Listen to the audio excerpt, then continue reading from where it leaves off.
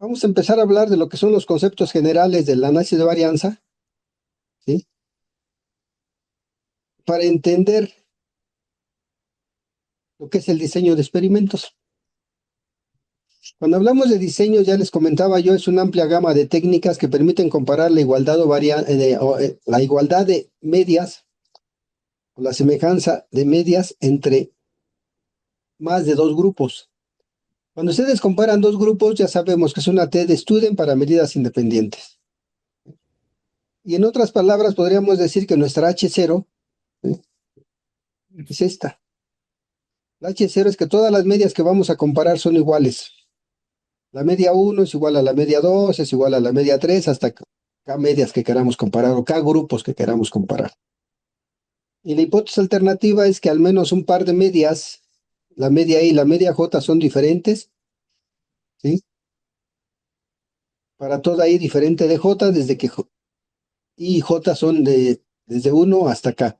Pues tenemos K grupos a comparar y nuestra H0 es esta. Acuérdense, la estadística no es más que sacar medias y varianzas y sobre esas medias y varianzas rechazar o no rechazar H0. Entonces nuestra H0 es que tres o más medias son semejantes contra la alternativa de que al menos un par de medias son diferentes, ¿sí? Y uno de repente se pregunta, bueno, ¿por qué no me pongo a hacer comparaciones de pares de medias? Pues ya sé hacer una T-de-Stude, ¿no? Entonces lo interesante de esto es que cuando yo me pongo a hacer comparaciones de medias, par por par, con una T-de-Student, la confiabilidad de mi prueba se me puede caer. Y se puede caer a niveles interesantes donde la confiabilidad se pierde casi por completo. Entonces tendríamos que ir empezando a ver,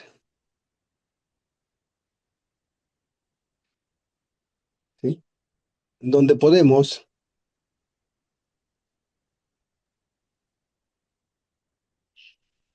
ver qué está pasando, ¿no? Estaba yo buscando la opción de dibujar, pero bueno. Entonces, ¿qué es lo que nosotros vamos a tener acá? Vamos a tener la posibilidad, ¿sí?, de poder comparar tres o más medias sin perder nuestra potencia o la confiabilidad de nuestro análisis, porque cada conjunto de comparaciones que hago mediante pruebas de T-de-Student, cuando tengo tres o más grupos, voy perdiendo la confiabilidad. Si yo trabajo a 1 menos alfa con alfa igual a 0.05, esto me estaría diciendo que tengo una confiabilidad del 95%. Veanlo aquí. Si yo tengo 0.95 y tengo que comparar, por ejemplo, 5 medias, sería la comparación de la 1 con la 2, la 1 con la 3, la 1 con la 4, la 1 con la 5, tengo 4. Más 3, más 2, más 1. 4 más 3, 7, más 2, 9, serían 10. Entonces, 0.95 a la 10 me puede dar un número muy pequeño. Por ejemplo, si tengo 4 medias, yo tendré que hacer 6 comparaciones y el nivel de confiabilidad bajaría del 0.95 a un 0.73. Pues ya no estaría trabajando al 95% de confianza, sino al 73.5. Y cuando el número de grupos a comparar crece, entonces esta confiabilidad se va tan abajo que puede llegar a valores como por ejemplo de 0.5. Llegar a una confiabilidad del 0.5, pues en lugar de hacer estadística me pongo a echar volados, ¿no? Si cae águila, digo que las medias son iguales, y si cae sol, digo que son diferentes, ¿no? O al revés. Entonces, es de ahí la importancia de buscar técnicas que me permitan comparar mi H0 y después hacer mi comparación por pares de medias par a par sin perder esta confiabilidad. Y es aquí donde entra lo que es el análisis de varianza. El análisis de varianza me va a permitir separar una varianza por efecto de mis grupos o tratamientos contra una varianza debida al azar. Y vamos primero a platicar del análisis de varianza sin números, sin fórmulas, ¿sí? Pensemos que tengo yo 5 grupos a comparar, que sería cada uno de estos grupos con un diferente entramado. Y entonces yo en cada grupo tengo una media. La media del grupo 1, la media del grupo 2, la media del grupo 3, la media del grupo 4, la media del grupo 5. Pero yo también puedo sumar todos estos datos y dividirlos entre el número total de datos y tengo una media total. Entonces, esta media total se conoce como la gran media o en algunos casos así como media total, mientras que tengo la media del grupo 1, la del grupo 2 hasta el grupo K.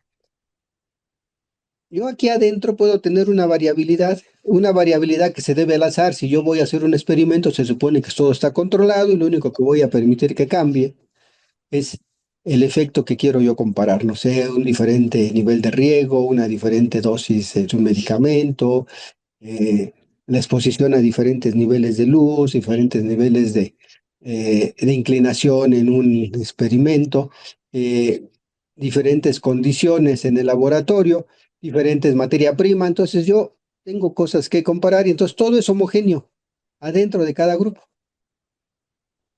Entonces la varianza que hay aquí adentro se supone que se debe al azar y voy a poder comparar aquí varias varianzas. Y si se acuerdan de la fórmula de varianza, nuestra fórmula de varianza era esta fórmula bien bonita, donde me decía que es cada observación con respecto a la media, hago la resta, lo elevo al cuadrado y los voy sumando, y al final los divido entre n-1, que son los grados de libertad. Entonces tengo una varianza dentro de cada tratamiento, y esta varianza realmente lo que hago es una suma de la desviación ¿sí? De los cuadrados de estas desviaciones. Tengo una suma de cuadrados. La suma, ¿sí? Del cuadrado de esta desviación o esta resta. Y se supone que aquí adentro, solo cuando hablo de los tratamientos, adentro de cada tratamiento las variaciones se deben al azar. Hay un error debido al azar. Mientras que tengo una varianza total. Esa varianza total es cada dato con respecto a la gran media. Cada dato con respecto a la gran media, la resta, le elevo al cuadrado esa resta, el siguiente dato y los voy sumando. Y al final los divido entre el número total de datos menos uno. Pues tendría una varianza total. Y luego tengo una varianza entre tratamientos. Esta varianza entre tratamientos es que agarro la media del grupo 1, la media, la comparo contra la media total, media 1 menos la media total, hago la resta, el resultado lo elevo al cuadrado, la media 2 menos la media total, el resultado lo elevo al cuadrado y voy sumando esas desviaciones. Tengo esa suma de cuadrados, de manera que voy a tener una varianza entre tratamientos. Voy a tener una varianza dentro de tratamientos que se debe exclusivamente al azar y una varianza entre tratamientos. Y una varianza total que me va a permitir contrastar hasta dónde es válido, porque la media de mi variación entre tratamientos y la varianza de mi variación dentro de tratamientos, estas dos varianzas me deben dar la varianza total. Entonces voy a tener, digamos, tres varianzas. Y de esas tres varianzas voy a trabajar con dos. La varianza entre tratamientos, que va a ser la variación de un grupo a otro, por efecto del tratamiento que el investigador, el experimentador está aplicando, y la varianza dentro de tratamientos que se debe exclusivamente al azar. Entonces, como tengo dos varianzas, pues es una prueba de F la que me va a servir. Y esa prueba de F me dice, si mis varianzas son iguales, esta F sería muy cercano a 1. ¿Por qué? Porque estoy dividiendo algo entre un valor que es muy semejante. Pero si hay efecto de tratamiento, yo esperaría que esta F fuera muy grande en comparación a la varianza dentro de tratamientos o la varianza por el efecto aleatorio. Entonces yo lo que voy buscando a partir de el análisis de las varianzas, ¿sí? Ver si la varianza por efecto de los tratamientos es lo suficientemente grande como para que se aleje de la varianza que se debería exclusivamente al azar. Estas varianzas se conocen como cuadrados medios en el lenguaje del análisis de varianza, y luego ahorita vamos a ver por qué no. Si esta F es muy cercana a 1, quiere decir que el tratamiento no tuvo ningún efecto porque se parece mucho a la variación aleatoria. Y si es muy grande, quiere decir que sí hay efecto de tratamientos. Y eso pues nos llevaría a rechazar la H0. Lo bonito de la ANOVA es que una vez que rechazamos H0 me dice que al menos un par de medias es diferente. Lo más interesante es que no dice nada acerca de cuál par o cuáles pares de medias son los que son diferentes.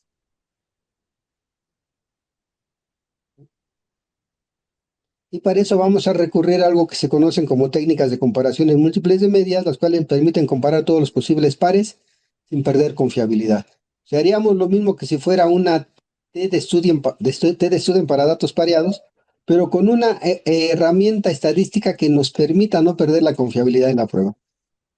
Entonces vamos a empezar a hablar del diseño más simple, que es el que todo el mundo no conoce o trabaja, el diseño de una vía, el one way, y se conoce también como un diseño completamente al azar. Sus siglas son DCA, diseño completamente al azar. La característica esencial de un diseño completamente al azar es que se realiza un experimento estudio donde todas las posibles fuentes de variación están controladas y solo hay efecto de un factor en estudio. Solo hay efectos de un factor en estudio, nadie más. Todo lo demás está controlado y se consideran al menos 3 niveles o tratamientos con n repeticiones dentro de cada nivel o tratamiento. Nos vamos a estar hablando que debemos tener al menos 3 repeticiones para tener varianza, lo ideal es tener al menos 5, pero en unas 3 semanas vamos a estar hablando de diseños que se aplican mucho en la industria con repetición 1, pero bueno, son casos muy especiales. Pues la estadística sabemos que para calcular varianzas al menos 3 datos. Y entonces tendremos la estructura típica de un diseño de una vía. Entonces tengo mi factor con 1, 2, 3, 4, hasta acá niveles o grupos a comparar. Tengo repetición 1, 2, 3, hasta n repeticiones. Y cada uno de mis datos los voy a ir identificando. Un subíndice para el tratamiento a nivel del factor y un índice para la repetición. De manera que yo voy a tener aquí n repeticiones del nivel 1 de mi factor, n repeticiones del nivel 2 aquí en la segunda fila, ¿sí? Y n repeticiones aquí para el nivel K de mi factor que estoy estudiando. Y cada uno de ellos va a tener una sumatoria. Voy a pasar por todos los datos, los voy a sumar, ¿sí? Y por notación, para no estarme peleando con las sumatorias, es muy común que tengamos la notación punto. Aquí cuando dice Y1 punto, estoy refiriendo al nivel 1 y voy a pasar desde 1, 2, 3 hasta N. El punto me está hablando, ¿sí? Que son las repeticiones, son las sumatorias. Y bueno, si ya tengo las sumatorias, realmente puedo dividir entre el número de datos, NI, para cada uno de ellos, y tengo mis medias. NI, si todos los grupos tienen el mismo número de repeticiones, pues es una sola N, y si no, cada uno de ellos tendrá su número de repeticiones. Sobre todo en estudios de tipo biológico, de repente los organismos se les olvida que son parte de un experimento y se niegan a colaborar. Si son organismos vivos se mueren, si son plantas se secan, entonces de repente pasan cosas interesantes, ¿no? Y bueno, tendría yo lo mismo, ¿no? Para sumar todos ellos, pasando por la doble sumatoria, primero las filas, y luego las columnas. Estaría yo pasando por cada uno de ellos. La doble sumatoria la represento como una notación de doble punto. La y punto punto, que al dividir entre el número total de datos me da la media total. Pues tengo aquí las medias de cada uno de mis grupos a comparar y la media total. Entonces yo aquí lo que tengo es la representación de un experimento de un solo factor con k niveles y n repeticiones. Si las n son las mismas para todos, se dice que el diseño está balanceado, y si no, se dice que tengo un diseño desbalanceado. En la bibliografía es muy común encontrar esta notación, como los tratamientos en las columnas y las repeticiones en las filas, pero por concordancia con la nomenclatura de matrices es que nosotros volteamos la representación. Y también en la literatura es muy común que encontremos la notación con X. Nosotros le pusimos como Y porque nosotros estamos hablando que Y es mi variable de respuesta, mi variable aleatoria. Y entonces también podemos notar en ese cuadro que tenemos dos notaciones o nomenclaturas, una con base en sumatorias y otra como notación punto. Y aquí vamos a ver, a platicar un poquito cómo vamos a ir obteniendo las varianzas totales, la varianza entre tratamientos y la varianza dentro de tratamientos. Entonces ya dijimos que la hipótesis era que todas las medias son iguales, contra la alternativa de que al menos un par de medias son diferentes, ¿sí? Y una forma también alternativa de escribir esto es que el H0, ¿sí?, es que el efecto del tratamiento 1 es igual al efecto del tratamiento 2, así hasta el efecto del tratamiento K, ya que no existe efecto de tratamiento. Y la alternativa es que al menos un tratamiento, el efecto de un tratamiento es diferente de cero. Al menos un tratamiento tiene, ¿sí? Tiene efecto. Pues tengo mis dos notaciones, la notación basada en medias, la notación basadas en efectos de tratamientos. Y es importante esta anotación de efectos de tratamientos porque técnicamente lo que yo hago es ver el efecto del tratamiento I, ¿sí? Y básicamente el efecto del tratamiento I es qué tanta desviación tiene la media de cada grupo o cada tratamiento a comparar contra la media poblacional. Esta media poblacional nadie la conoce, no hay manera, tendríamos que hacer cientos y cientos de experimentos para tener una aproximación de la media, ¿sí? Y bueno, realmente lo que hacemos es asumir que hay una desviación de esta media, ¿sí? Y lo que hacemos ya en cuestiones prácticas es trabajar esta media poblacional como la gran media, ¿no? Pero bueno, ahorita nos vamos a ir acercando a eso. Y también tenemos el error aleatorio, que es la desviación que hay de cada observación, ¿sí? O cada medición que yo tengo del experimento con respecto a la media de su grupo o de su nivel de factor que estoy trabajando. Y esto se representa en esta ecuación lineal. Entonces, el modelo de análisis de varianza asume el comportamiento de los efectos de tratamiento es lineal, de manera que tengo yo la media poblacional, ¿sí? Más el efecto del tratamiento más un error aleatorio. Si yo combino las ecuaciones 1 y 2, ajá, esta notación de efecto de tratamiento y esta notación del error lo pongo acá en mi ecuación 3, yo tendría esto. Yo tendría mi ecuación 4. Esta ecuación 4 vamos a poner en color verde es el color de la esperanza. Bueno, entonces aquí tengo la desviación de cada observación con respecto a la media total es la desviación total. La desviación de cada media con respecto a la media total es la desviación entre tratamientos. Y la desviación de cada observación con respecto a su propia media es la desviación dentro de tratamientos. Entonces, la desviación total es igual a la suma de las desviaciones entre más las desviaciones dentro de tratamientos. Si se dan cuenta, tengo yo la notación en letras griegas, que es la manera en que se platica la estadística, pero ya en la práctica se trabaja con letras latinas. Las letras griegas son para los parámetros poblacionales, que rara vez se conocen, y las letras latinas son para los valores muestrales. Entonces voy a sustituir la mu por la media total y la mu i por la media de cada uno de los tratamientos o grupos a comparar. De manera que esta notación que tenía letras griegas se vuelve una notación en letras latinas, ¿sí? Y aquí tengo las bases para hacer el análisis de varianza. Vean. A es la desviación de cada una de las observaciones con respecto a la gran media, es la desviación total. B es la desviación de cada media con respecto a la gran media, es la desviación entre tratamientos. Y C es la desviación de cada observación con respecto a la media de su grupo, ¿no? Y esas serían las variaciones debidas al azar. Si yo elevo esto al cuadrado y lo sumo, tengo una suma de cuadrados. Tengo la suma de cuadrados de las desviaciones de cada observación con respecto a la gran media y la suma de cuadrados de las desviaciones de cada media con respecto a la gran media y las desviaciones de cada observación con respecto a su propia media. Esto que yo tengo aquí es el cuadrado de un binomio, ¿se acuerdan? Es el cuadrado del primero menos el doble del primero por el segundo, más el cuadrado del segundo, ¿sí? Y aquí tengo que finalmente esta notación se vuelve esto que yo tengo aquí, ¿sí? Y esto que yo tengo aquí, ¿por qué? Porque el efecto del 2 por el primero por el segundo se vuelve cero. Si alguien tiene una noche de insomnio, aquí en este recuadro les platicamos por qué se vuelve cero, ¿sí?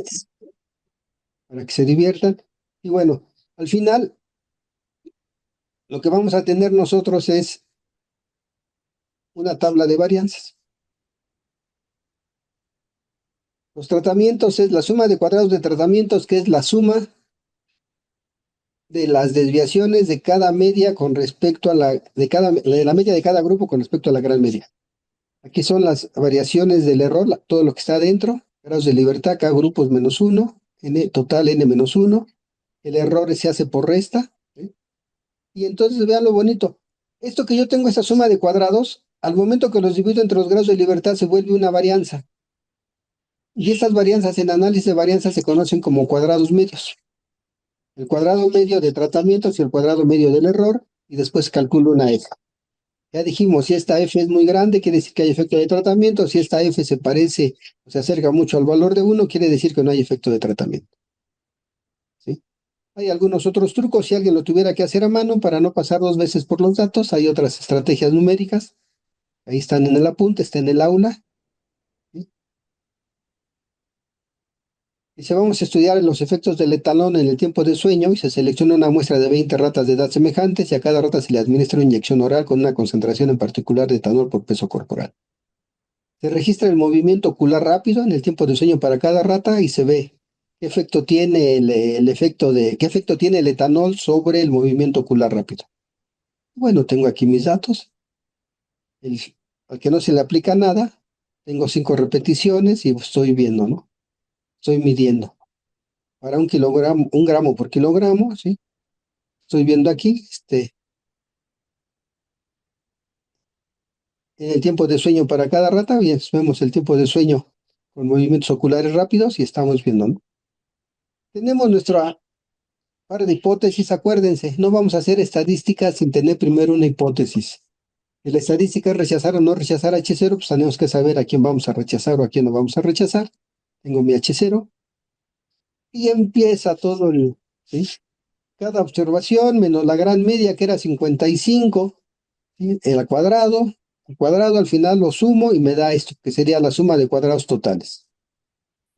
Suma de cuadrados de tratamiento, cada media con respecto a la gran media, 79.28 menos 55.37 al cuadrado, 70 y ¿qué? ¿Dónde están las otras medias? 70 acá está, 61, 79.28, 61.54, 47.92, 37, 32.76, y al final aquí tengo mis sumas de cuadrados de tratamientos. Las sumas de cuadrados del error también los tengo. ¿Sí? Y siguiendo la estrategia de cálculo, ahí tengo ya mis números. Los arreglo en mi tablita. Me da una F de 3.24. Y nosotros estamos analizando hacia el paquete estadístico. Con este p-value, ¿rechazo o no rechazo el H0, muchachos?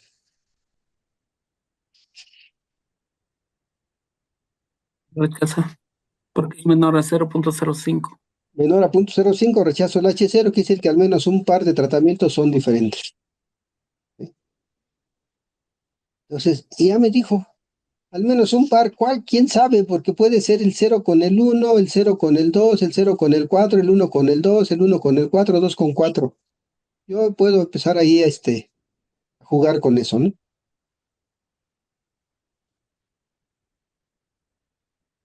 Y lo interesante empieza después del análisis de varianza. Al rechazar H0, inmediatamente surge la pregunta, bueno, ¿y cuál es el par de medias que son diferentes? Y estamos hablando que vamos a trabajar con algo que se conoce como comparaciones múltiples de medias. Y lo interesante es que esta estrategia de análisis se basa en el cuadrado medio del error, como una estimación de la varianza global del experimento. Quiere decir que tengo que pasar por el ANOVA para poder hacer una comparación de medias, ¿no?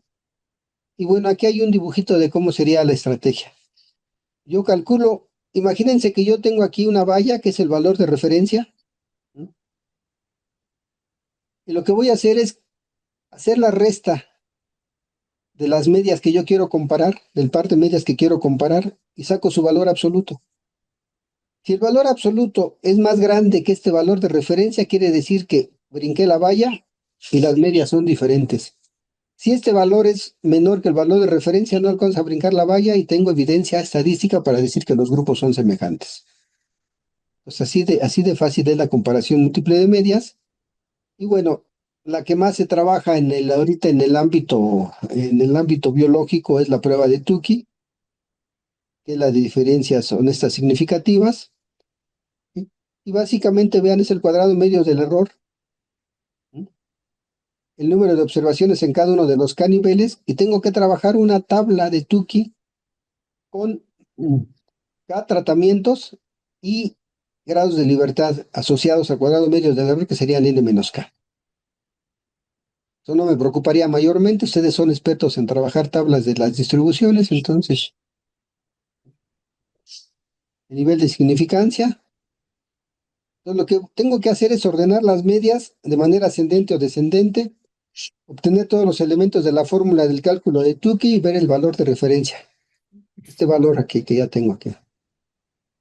Una vez que yo tenga ese valor, hago mis restas, hago mis restas y automáticamente vería, ¿no? Entonces, con el ejemplo que estamos trabajando, la media más baja era la del grupo 4, tratamiento 4, luego seguía la del 3, la del 2 y la más alta es la del 1. Mi cuadrado medio del error era 92.96 y mis grados de libertad eran 16.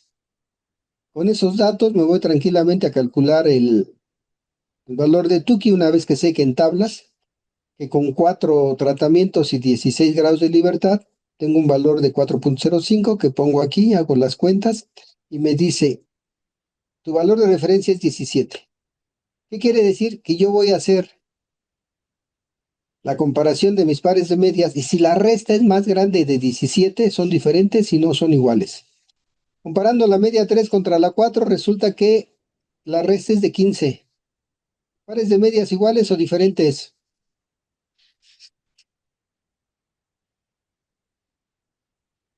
Iguales.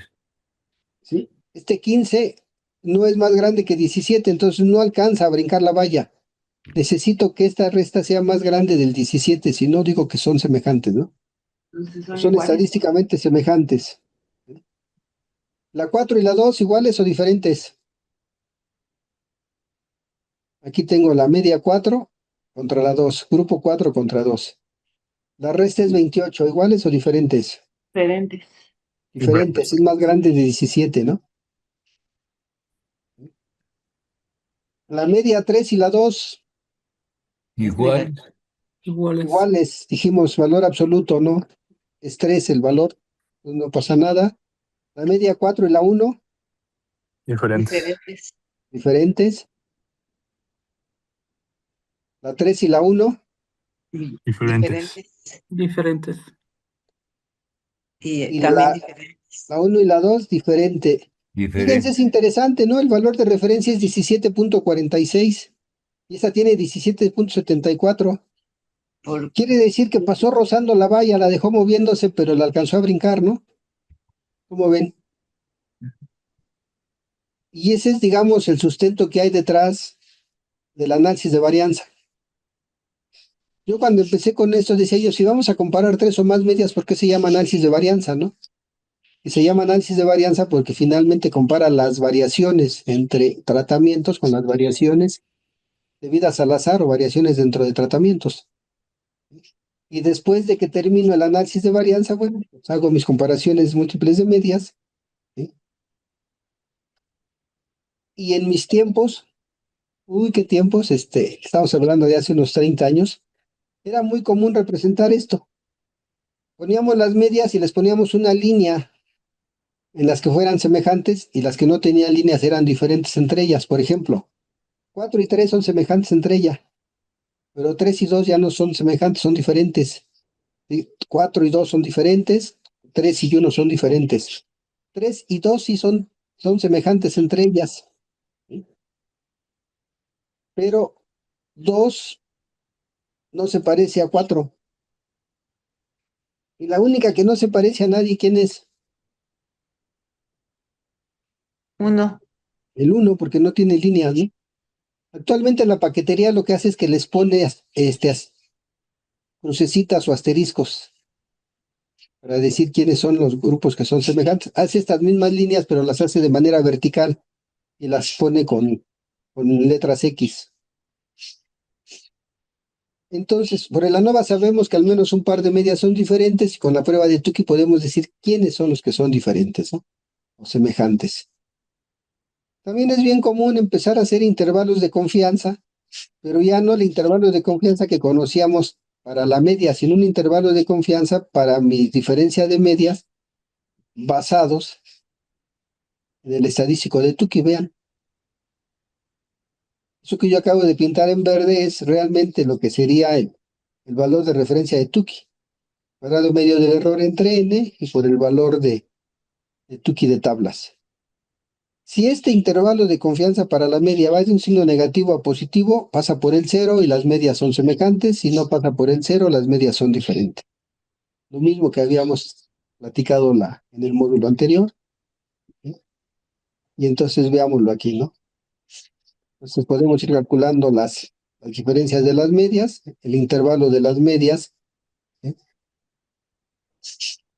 Queda de menos 32 a 2.3, la media 4 y la 3 se parecen. ¿Por qué? Porque pasa del negativo a positivo, pasan por el 0. ¿Sí? Entonces la 4 y la 3 son semejantes. ¿Sí? La media 3, la media 4, luego esta sería la 4 y la 2. Aquí está mal, aquí tiene que ser un 2 aquí abajo. ¿Sí? Y no estamos haciendo la misma de hace rato. Entonces la media, la 4 y la 2, ¿sí? Estamos comparando la media 4 contra la media 2. ¿Iguales o diferentes la 4 y la 2? Platíquenme. Iguales porque pasa por 0. Este se queda en negativo y este se queda negativo, no pasa de menos a más. Los dos se quedan en negativos. No, son diferentes. Serían diferentes, exacto. Sí, ese es el truco. Aquí arriba sí pasa de menos 32 a más 2. Pero aquí se quedó en menos 46 a menos 13, se quedó el lado de negativos, ¿no? Y entonces eso es lo bonito y esa es la manera en que lo vamos a ir haciendo. Y bueno, con el paquete los cálculos se facilitan muchísimo. Vamos a trabajar muy rápido con el paquete. Y sí tendríamos que comentar que la diferencia significativa honesta de Tukey, así le puso Tukey, funciona muy bien para diseños balanceados, pero no para desbalanceados. En diseños desbalanceados se recomienda utilizar la prueba de Bonferroni.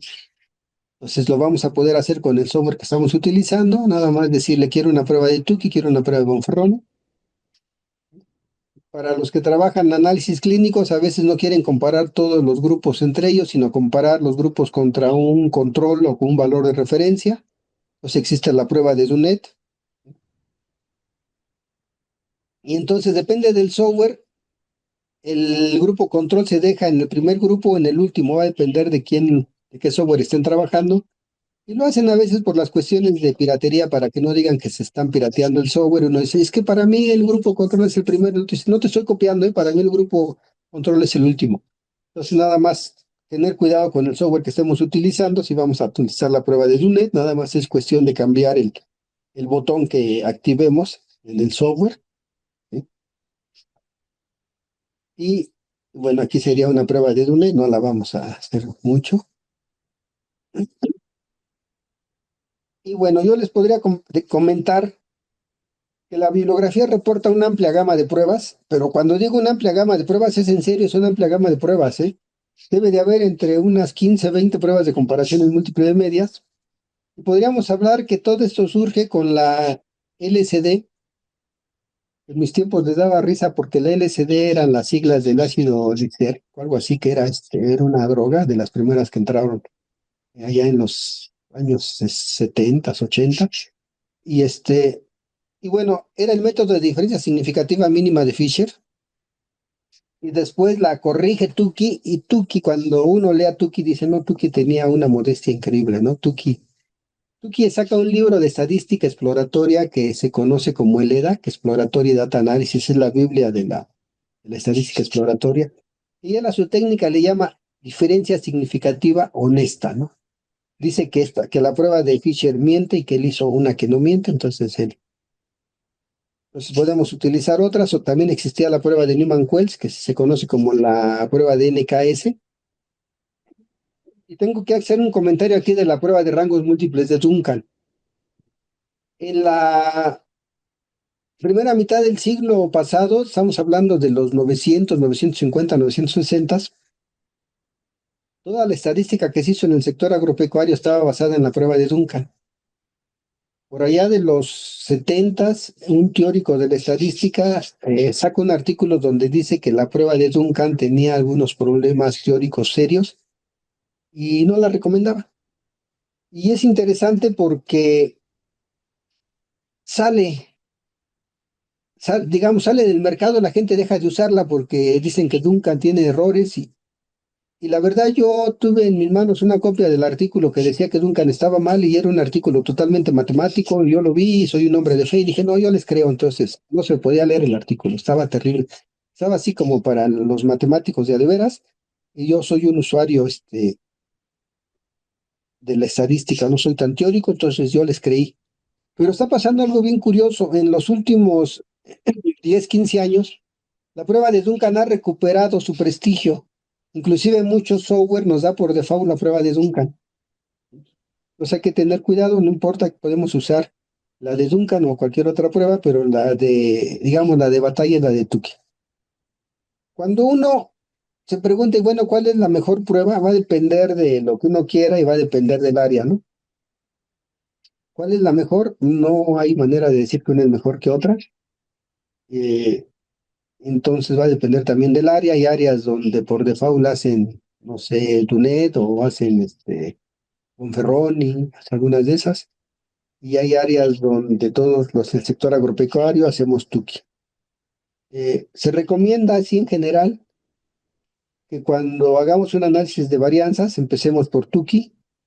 Y si ya queremos afinarlos, hagamos una prueba de comparaciones múltiples de Fisher. Es una prueba más fina, con intervalos más cortitos. Si los hacemos a la primera, la prueba de Fisher nos va a decir que todo es diferente cuando realmente puede no haber diferencias, entonces se recomienda Tukey primero y Fisher después, y va a depender del área donde uno quiera estar trabajando, ¿no? Entonces, por ahí va el asunto, pero empiezan a aparecer algo bien bonito en el ambiente. Perdón, regreso a compartir. Empiezan a surgir los supuestos del análisis de varianza. Y eso es lo interesante, es algo que estaba todavía en el siglo pasado, estaba muy en pañales la parte esta de los supuestos. Realmente decía, vamos a probar los supuestos y uno decía, supongamos que de veras nuestros datos son normales, supongamos que las varianzas son iguales. A veces hacer las pruebas de verificación de supuestos era más complicado que hacer en la ANOVA y uno mejor, en lugar de hacer supuestos, hacía supongamos, ¿no? Supongamos que es cierto. Éramos gente de fe. Entonces, los supuestos básicos del análisis de varianza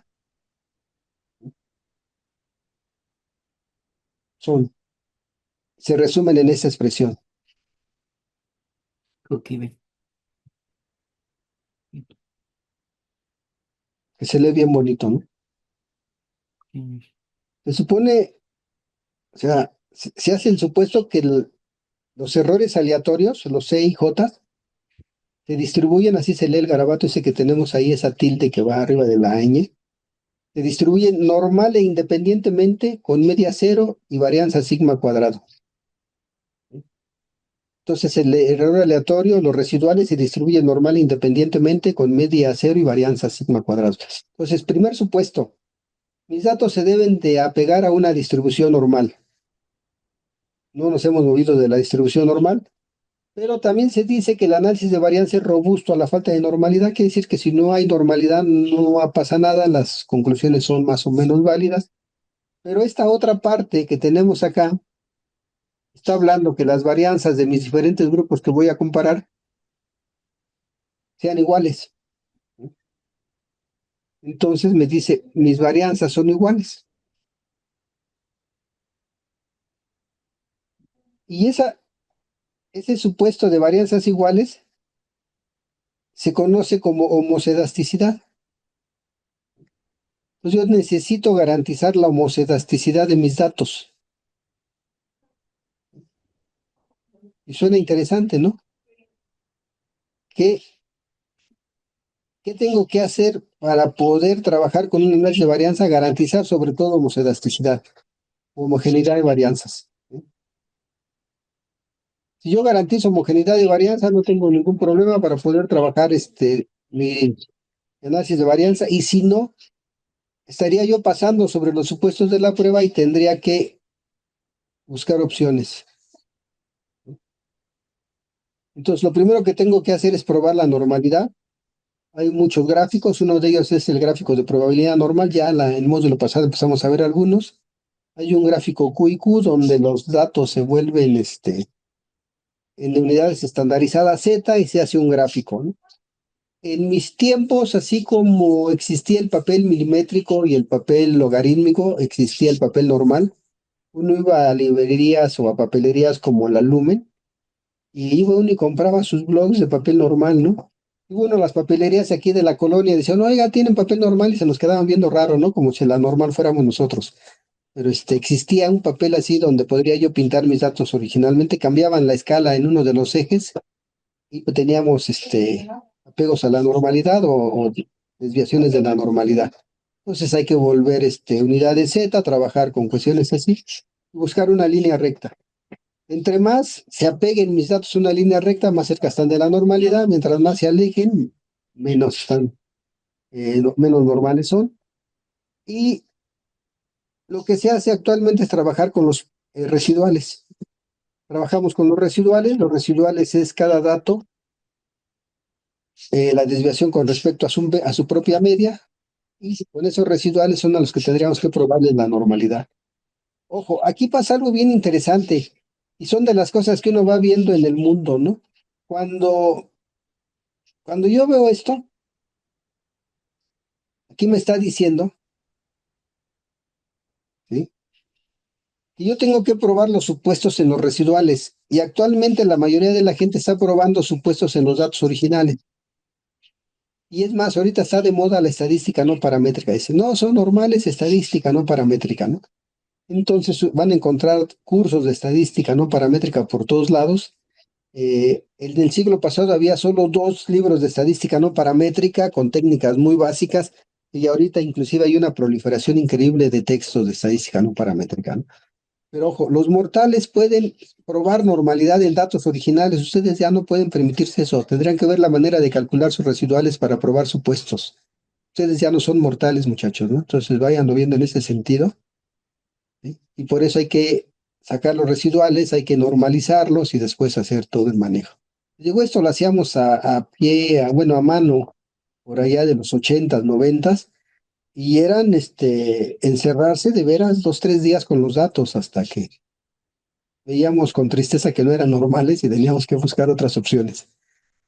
Una de las estrategias actuales en el software es hacer un gráfico de residuales contra predichos. Los residuales contra los predichos, yo lo que voy a buscar es que los datos no tengan alguna tendencia, no haya curvatura. Si hay alguna curvatura, quiere decir que hay que meter algún elemento cuadrático al modelo, y acuérdense que el modelo de análisis de varianza es un modelo lineal, entonces el modelo lineal no me sirve, habría que buscar otras opciones. Buscar que no se generen embudos, o sea, que no tenga yo una amplitud y después disminuye esa amplitud hacia la izquierda, hacia la derecha, y eso me permitiría asumir que hay una homogeneidad de varianzas o una homocedasticidad, ¿no? Entonces, vean, se aprendieron una palabra más bonita que es la homocedasticidad, y si quieren impresionar al enemigo, cuando los datos no son homocedásticos, pues son heterocedásticos. Entonces, habría que ver los supuestos del análisis de varianza en los residuales y luego hacer pruebas para la homogeneidad de varianzas, así como cuando hicimos la prueba de 2 medias independientes para comparar si las 2 varianzas eran iguales o diferentes. Existen pruebas para comparar si todas las varianzas son iguales. Un clásico, ¿sí?, era la prueba de Bartlett para homogeneidad de varianzas, ¿sí? Y bueno, esto se basaba en una G cuadrada y las desviaciones, los logaritmos de las varianzas, y trabajaba yo con ellas, ¿no? Igual. Actualmente el software realiza una prueba de Levin modificada. Entonces la prueba de Bartlett es sensible a cuestiones de falta de normalidad, y entonces se hace una prueba de Levin, de Levin para probarlo, ¿no? Y entonces la prueba de Levin me dice que todas las varianzas sean iguales, contra la alternativa de que al menos un par de varianzas son diferentes. Y vean lo interesante de esto. ¿Sí? Yo, cuando pruebo supuestos, estoy buscando quedarme con la H0, no rechazarla. Cuando hago mi experimento, estoy buscando rechazar la H0. Y cuando verifico supuestos, estoy buscando quedarme con la H0 para garantizar el cumplimiento del supuesto. Pues cambia un poquito el enfoque. Verificación de supuestos, quedarse con la H0. Análisis de datos experimentales, rechazar la H0, ¿no? Tendríamos que ir haciendo eso. ¿Qué hacer cuando no se cumplen los supuestos?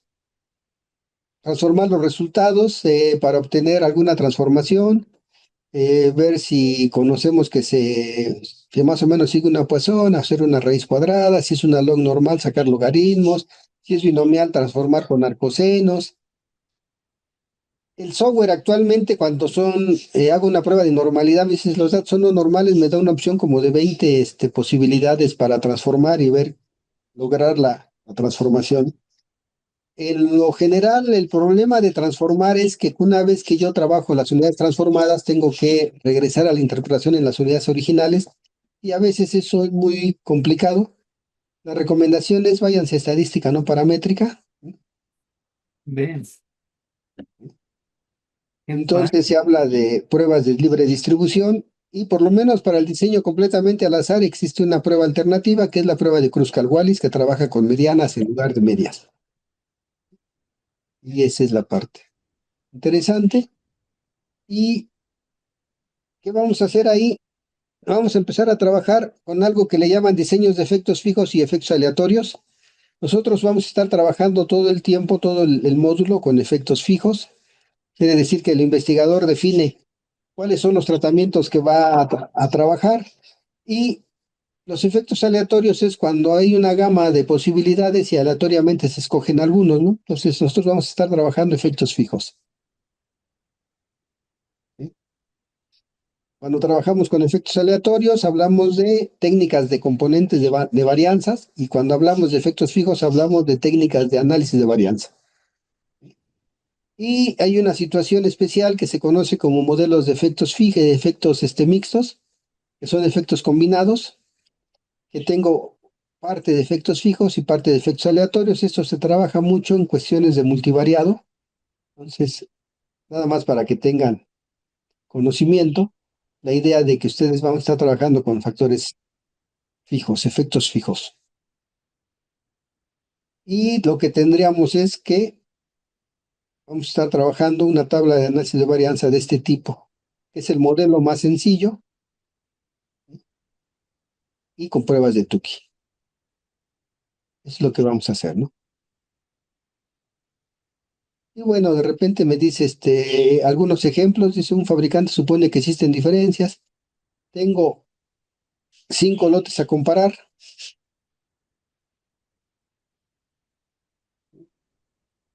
Estoy hablando del contenido de calcio en lotes de materia prima que son suministradas por un proveedor y quiero comparar si los lotes son homogéneos o si hay variaciones de un lote a otro. Tengo mis 5 lotes, ¿con cuántas repeticiones? 2, 4, 5, es un número decente de repeticiones y me pongo a hacer mis cálculos y más cálculos, ¿no? Vean todo donde aparecen mis Fs. Esta F es relativamente grande, está relativamente lejos ¿sí? Del 1, entonces eso me da una idea de que tendría que rechazar H0. No tengo aquí un pi-value todavía, pero ya me da una idea. Comparo mis medias con una prueba de Tukey. El valor de referencia es 0.12. 4 y 5 son iguales. 5 y 1 son semejantes. 5 y 2 son diferentes. 5 y 3 son diferentes. Y así me voy haciendo las comparaciones. Verifico supuestos. Habría que ver la semejanza de varianzas.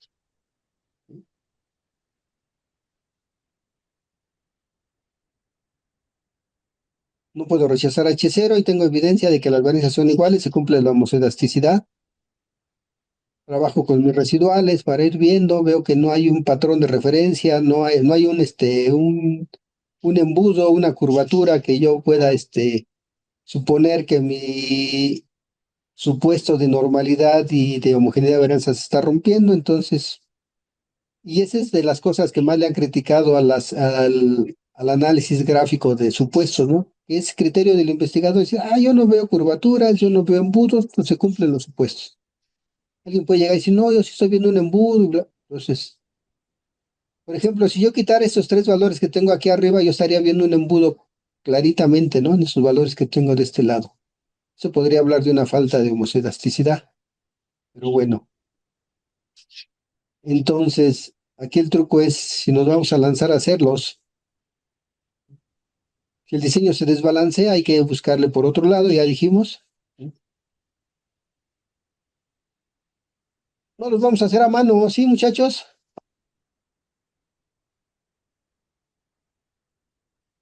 ¿Y nos vamos a lanzar a hacer análisis de varianza a mano? No, es muy pesado. Sí, ¿eh?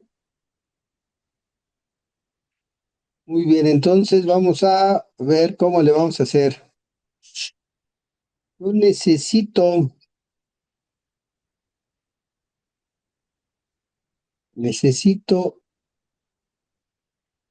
abrir mi StatGraphics. ¿Tienen por ahí el StatGraphics para que nos vayan siguiendo, por favor? Váyanse metiendo a su StatGraphics. ¿Sí?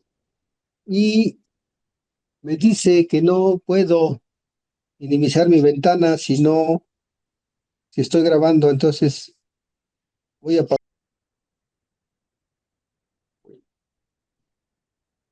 Entonces vamos a empezar a platicar del StatGraphics. Estoy aquí en mi StatGraphics, no sé si me están viendo. Sí, sí se ve. Yo tengo dos opciones. Una, cuando haga la comparación, yo puedo decirle que haga un one way de una nova de un one way o una nova multifactor. Digamos que es el recurso que se trabaja en la mayoría de las aplicaciones de análisis de varianza de un factor o de dos o más factores. Pero nosotros vamos hacia diseños más avanzados, entonces nos vamos a meter a esto que se llama DOE. El DOE es el módulo de diseños de experimentos. En muchos software se conoce como el módulo de diseños de experimentos para la industria. Se supone que vamos a caer en diseños de experimentos aplicados a la industria. Y básicamente yo tengo que trabajar aquí con los procedimientos heredados. Voy a crear un diseño y una vez que lo creo, genero datos y ya con los datos puedo analizarlo. También puedo trabajar con el mago de diseños experimentales. ¿Sí? Entonces yo le voy a decir que voy a crear un nuevo diseño siguiendo los procedimientos heredados. Y vean la parte bonita, cuando yo les digo que voy a crear un diseño, tengo diseños screening, que son diseños 2 a la K, 3 a la K. Le voy a dar un OK nada más para que lo exploremos tantito. Le voy a dar OK, OK, OK, OK, OK. Y vean la gama de diseños. Tengo diseños 2 a la 2, 2 a la 3, diseños en bloques, diseños fraccionados. Entonces aquí hay una serie de posibilidades, diseños de resolución 3, diseños de resolución 4, diseños de resolución 5. Vamos a ir platicando de estos en 2 semanas más. Estaremos aquí en este módulo. ¿Sí? Y me voy a regresar. Tengo diseños de superficie de respuesta que no alcanzamos a ver en el diplomado. Tengo diseños multinivel, diseños de arreglos internos y externos, que tampoco los vamos a ver aquí. Nosotros nos vamos a quedar aquí. Vamos a estar viendo diseños de un solo factor categórico y diseños multifactorias categóricos y screen. Entonces, en el módulo de diseños vamos a ver esta parte y esta parte. Vámonos con un diseño eh, de un solo factor. Dice que yo tengo una variable de respuesta. Si yo tuviera varias variables, puedo decir cuántas. Y que tengo un factor experimental, número de factores experimentales. Voy a trabajar uno solo porque digo solo, ¿sí? Le voy a dar OK. un solo factor experimental. Y entonces tengo mi factor con cuántos niveles, con un nivel, con dos niveles, con tres niveles, con cuatro niveles, los que sean, ahora sí que los que se requieran, yo los estaría definiendo. En este caso voy a dejar por default, le puedo poner nombre, también le puedo poner nombre a la variable. Y vean el rango de posibilidades. Yo aquí tengo un diseño completamente aleatorizado, sin bloquear, un diseño con bloques aleatorizados, que eso los vamos a ver nosotros. Hoy vamos a ver estos, la próxima semana vamos a estar viendo estos. Vamos a estar viendo los diseños de cuadrados latinos con dos factores de bloqueo. Vamos a ver un poquito de los cuadrados grecolatinos, ¿sí? Aquí cuando todo está completamente aleatorizado es un diseño completamente al azar. Cuando hay una variable de ruido, es una variable de estudio y una de ruido, estoy hablando de un diseño de bloques. Cuando tengo dos variables de ruido pero una sola variable de estudio, tengo un cuadrado latino. Cuando tengo tres variables de ruido y una de estudio, tengo un cuadrado grecolatino. Y cuando tengo, ¿sí?, cuatro variables de ruido y una de estudio, tengo un hipergrecolatino. Entonces vean la parte bonita y entonces nomenclatura aquí. Para StatGraphics, réplicas es el original y luego las réplicas. Si tengo tres datos, necesito dos réplicas, el original y dos réplicas. Si tengo cinco datos, es el original y cuatro réplicas, nada más por lenguaje. Si yo los aleatorizo, realmente yo tendría que usar la herramienta antes de hacer el experimento. Me ayuda a aleatorizar para que no haya sesgos en la secuencia en la que se hace el experimento. Y si ya tengo los datos, me conviene no dejar prendido la aleatorización, ¿sí? Si yo tengo factor A, factor B, factor C, me va a ayudar a definirlo. Una vez que yo defino mi diseño, me dice el tipo de diseño. En este caso dice que tengo un diseño con cuatro factores, cada uno a tres niveles, con una sola variable de respuesta. Y me genera el dato. Me dice, usted va a meter aquí sus datos. El factor A tiene sus niveles, son caracteres, ¿sí?, el factor B, el factor C, el factor D, y aquí iría la variable de respuesta. Una de las estrategias es generar aquí el diseño, meter los datos aquí, o tenerlos en Excel y luego nada más copiar y pegar aquí. Una vez que yo tenga mis datos, me va a pedir datos.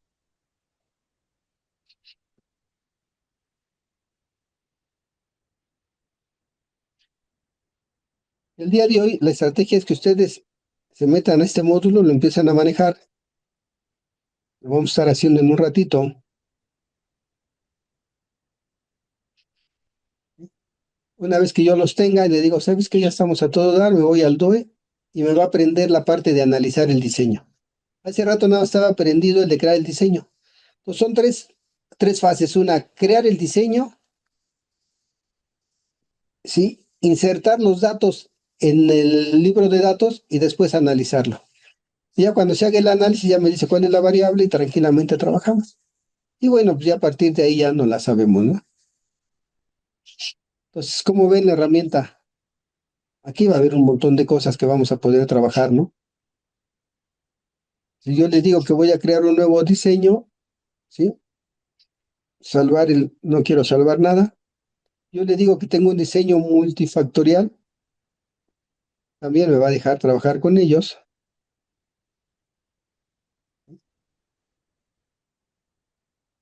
Entonces, esa es la parte bonita, ¿no? Tenemos las herramientas para trabajarlo. Aquí yo voy a cerrar todo lo que yo tenga aquí, close el StatFolio, quiero salvarlo, no salvo nada. Ya liberé mis áreas de trabajo. Bueno, yo sé que están ansiosos por empezar a hacer algunas cosas de estas, entonces nos vamos a ir a nuestra aula virtual.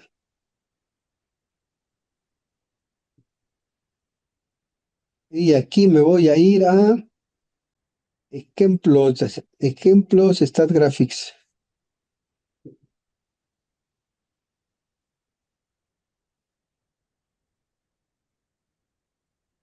Aquí donde dice diseños StatGraphics, 20 de abril, StatGraphics DCA.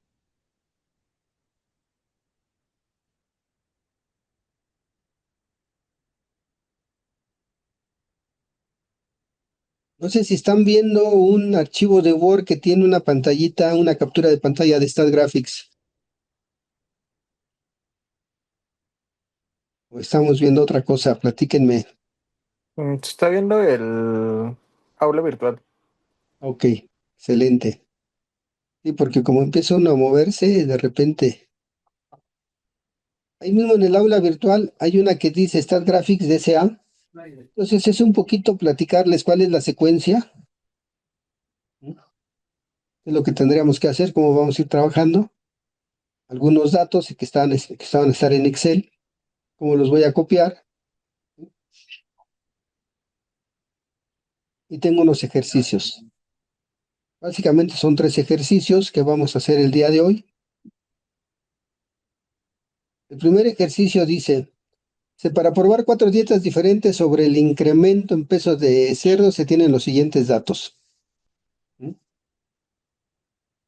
Tengo una dieta 1 con 5 datos, una dieta 2 con 5 datos, una dieta 3 con 5 datos y una dieta 4 con 4 datos. Es un diseño donde solo hay un factor de estudio con 4 niveles. El factor de estudio es la dieta. Tengo 4 niveles, 4 grupos a comparar.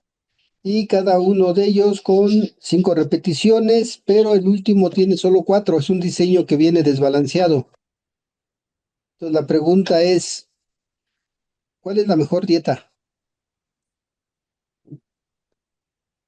La dieta A, la dieta B, la dieta C, le voy a llamar A, B, C, D, y E. A, B, C y D. Entonces, ese sería el primer, digamos, el primer ejemplo que vamos a ponerle, ¿no?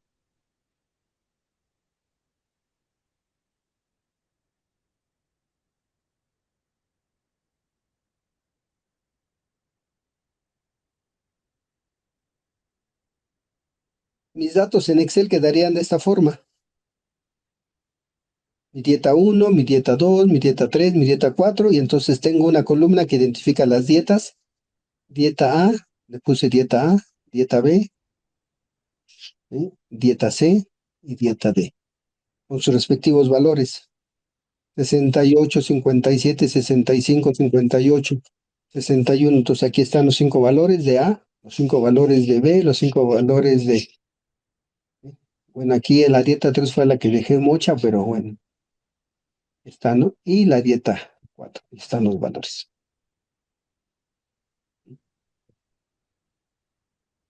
No, no me preocupo si tengo estos datos porque acuérdense que vamos a copiar y pegar esto en StatGraphics, ¿no? Yo tengo la otra de lechugas también, tratamientos, ¿sí? A 0, 0, 50, 100, 150, 200. Y la de calcio también, que voy a poner lote 1, 2, 3, 4. Acuérdense, la primera letra es, la primera columna van a ser letras, caracteres. Aunque sea número, lo va a leer como carácter el StatGraph y no lo va a leer como números. La diferencia entre un número y una letra, por ejemplo, si yo le pongo como número 1 más 1 me da 2, pero si yo le pongo como letras 1 más 1 me da 11. En los caracteres, el signo de más se habla como concatenar o pegar. Entonces acá lo va a tomar como caracteres, pero vean, aquí tengo mis datos. Entonces, de acuerdo a mi enunciado que yo tenía hace rato, vamos a trabajar primero los de la dieta. Entonces, por ahí anótenle, tengo un solo factor con 4 niveles y tengo, ¿sí?, una sola variable de respuesta que es el peso. Y entonces nos vamos a StatGraphics.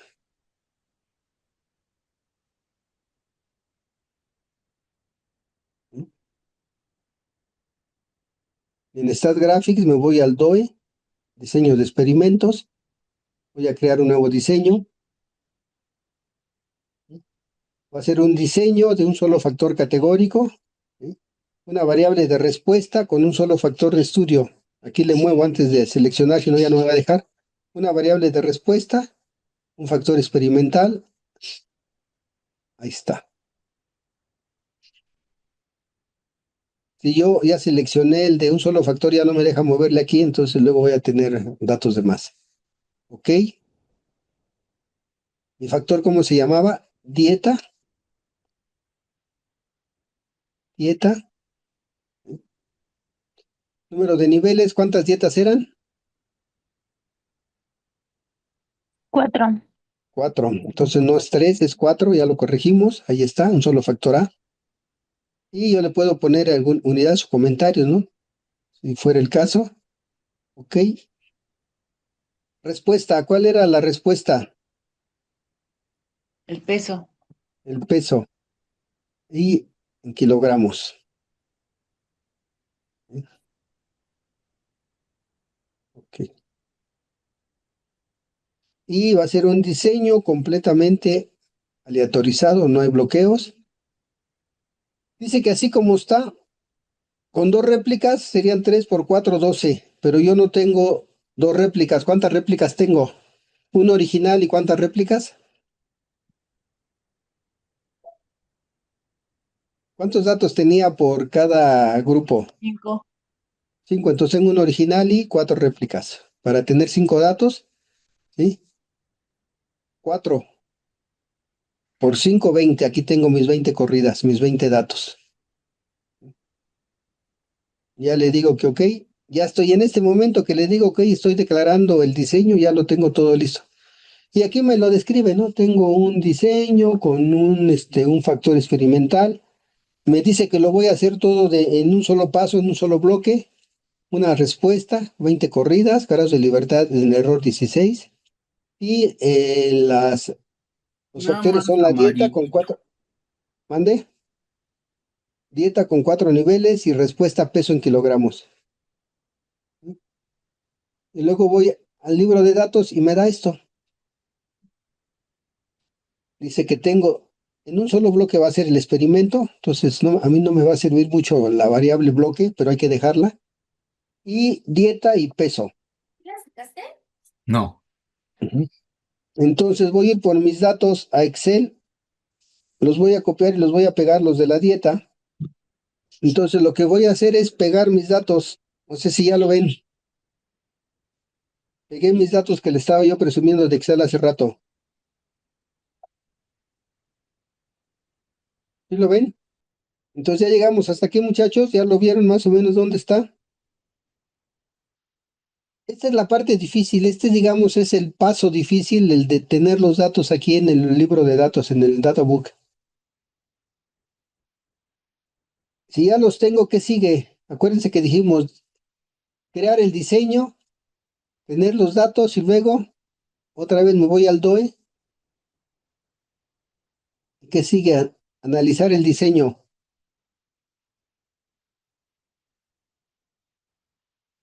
¿Sí están viendo aquí mi menú flotante? ¿Sí se ve? Sí. ¿No? Datos. Ok. De la parte de tablas vamos a aprender todo, a ver qué se siente. Y de acá nada más vamos a aprender las gráficas de medias y el gráfico de cajas y alambres. Y ahora vamos a aprender los residuales, a ver. ¿Mm? Y ok. Y se ve la parte bonita. Bueno, viene el análisis de varianza, la primera que nos dice lo que es la técnica ya. Dice, esta prueba, usted va a probar cuáles medias son significativamente diferentes de cuáles otras. Si usted, está preocupado por la presencia de outliers, selecciona la prueba de Kruskal-Wallis, que es la prueba no paramétrica, la cual compara medianas en lugar de medias. Hay varios gráficos que le van a ustedes a ayudar, ¿sí?, a juzgar la significancia práctica de los resultados, ¿sí?, y le va a usted permitir ver posibles violaciones de los supuestos en el análisis de varianza. Ok, es lo que dice. Después, en las estadísticas descriptivas, yo ya tengo expertos. Pregunta, para cada uno de mis grupos, ¿tendría yo algún problema de desviaciones de la normalidad? No, No, ¿por qué? porque no se alejan del rango de -2, 2. Exacto, aquí en lo que sería sesgos y kurtosis estandarizada, no se salen del -2 o 2, ¿no? El más cercano es 1.25, entonces no va a haber problemas de normalidad aparentemente, lo cual me da mucho gusto. ANOVAs, rechazo, no rechazo H0.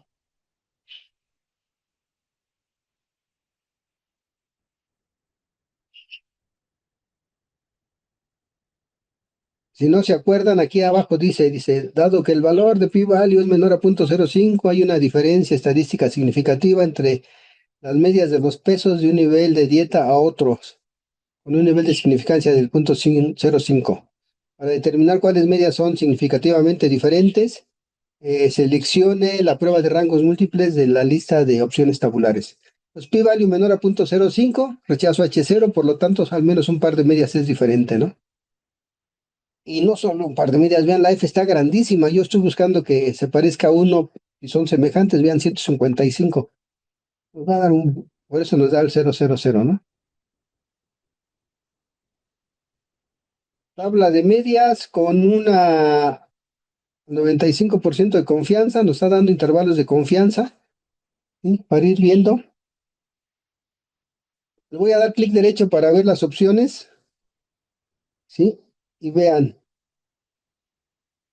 dice, va a generar intervalos para la LCD, la diferencia mínima significativa, la prueba de Tukey, la prueba intervalos para Chiffé y Bonferroni. ¿Qué dijimos de si el diseño venía desbalanceado? ¿Qué nos convenía, Tukey o Bonferroni? ¿A quién le doy clic, a Tukey o a Bonferroni? Diseños balanceados, Tukey; diseños desbalanceados, Bonferroni. Aquí me está diciendo que el grupo A tiene 5 datos, B tiene 5 datos, C tiene 4 y D tiene 5 en esa columna. Balanceado o desbalanceado. Desbalanceado. Tukey o Bonferroni. Bonferroni. ¿Sí? Vean lo bonito, nada más le doy clic y ya se hace. Antes había que hacer, no sé, 5 o 10 cuartillas de cálculo, ¿no? Ahí está. Intervalos de confianza de Bonferroni. Pruebas de rangos múltiples, dijimos que nos sirve Bonferroni. Le apago la LCD y prendo Bonferroni. Y aquí están los grupos homogéneos. Si hubiera dos medias que se parecen, que son semejantes, aparecerían aquí las X hacia abajo. Aquí me están diciendo que todos los grupos son diferentes entre ellos. No hay X aquí abajo. Y luego aquí tengo la comparación par a par. Todas las diferencias marcan un asterisco.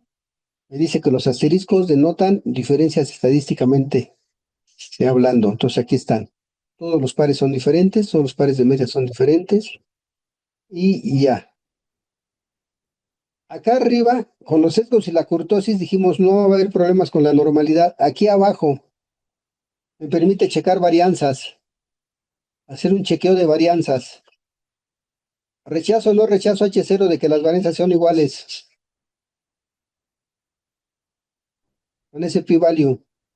No se rechaza, las varianzas son iguales. Entonces tengo evidencia estadística de que se cumple la homocedasticidad, ¿no? Tengo homocedasticidad cumplida. Excelente. Si no se cumpliera la homocedasticidad, tendría yo que irme a la parte no paramétrica. La parte no paramétrica es la prueba de Kruskal-Wallis, que también me dice que al menos un par de medianas son diferentes. Ya no estoy hablando de medias. Y generalmente me está dando una prueba de intervalos de confianza para medianas, pero generalmente no alcanzan los datos, necesita más datos. Entonces no, vean el intervalo, no me lo pinta. Pero bueno. Y viene la parte práctica. Si yo me quedo con el ANOVA, lo que me conviene es hacer un gráfico de medias. Estadística paramétrica, gráfico de medias. Estadística no paramétrica, gráfico de cajas y alambres.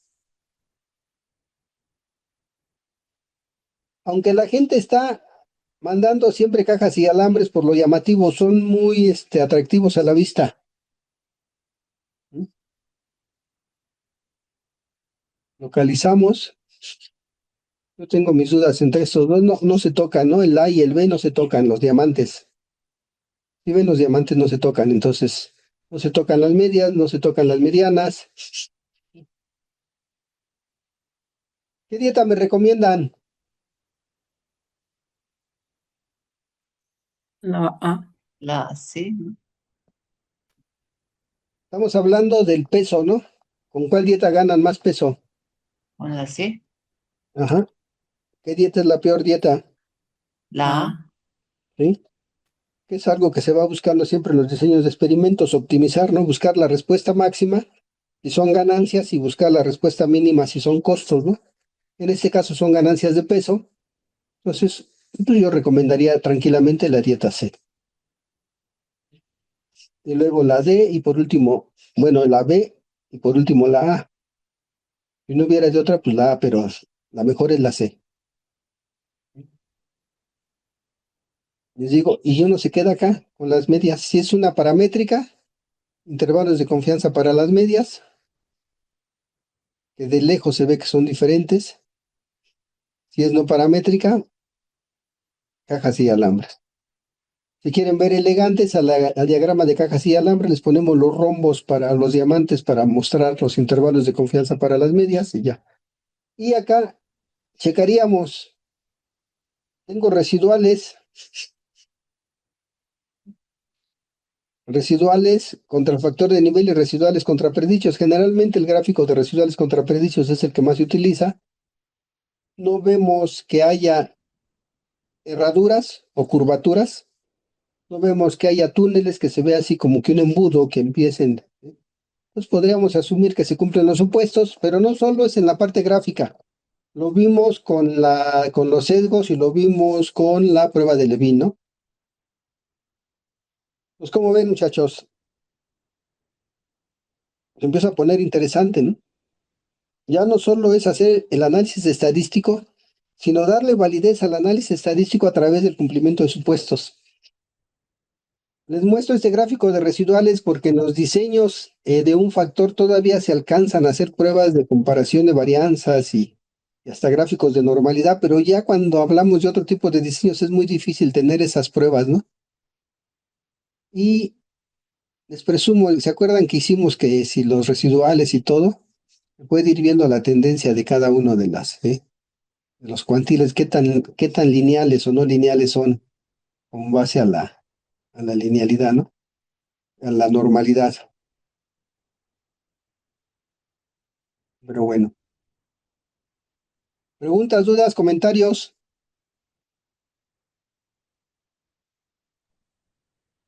Yo nada más una. Entonces, o Eh, sea, los cuantiles nos van a ayudar a determinar dijo la normalidad en función de qué tan lineal se vea, ¿no? Y si yo tengo la posibilidad, yo me iría más por este lado de los sesgos y la curtosis, ¿no? Y los apoyos visuales son bonitos, pero son a veces más llamativos que efectivos, ¿no? Yo aquí, no sé, alguien puede ver que a lo mejor esta variable que es la D es más normal que a lo mejor que tengo aquí la C. Y a lo mejor, por ejemplo, si yo tengo aquí la B, pues se ve más o menos normal, pero de repente tiene este sesgo, ¿no? Entonces, ¿cuál es mejor? Que si sí, que si no, mejor me voy acá. Sesgos y curtosis estandarizadas dentro del rango de más menos 2. No hay problemas de la normalidad. Y luego me voy aquí a la prueba de Levin. Y value por arriba de 0.05 cumple el supuesto de homoscedasticidad. Tranquilamente puedo trabajar a novas paramétricos. No cumplo supuestos de homoscedasticidad. Tendría que trabajar con Kruskal-Wallis en lugar de trabajar con ANOVAs. Como ya vi que me voy a quedar con un paramétrico, apago las no paramétricas. Como ven. ¿Se acuerdan? De aquí clic derecho, copiar el análisis to Star Reporter, ella que está en el Star Reporter, y acuérdense que voy y lo salvo. Pues ese tipo de detalles, ¿no?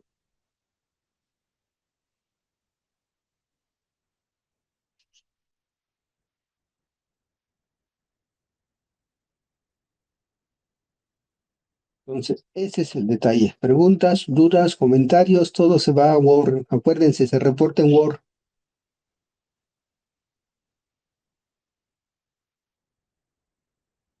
No hay dudas, no hay comentarios, porque entonces acá en el aula tenemos este que dice Stat Graphics DCA, son los enunciados, y aquí abajo están los archivos en Excel. ¿Cuánto tiempo nos damos para ver los dos ejercicios, muchachos?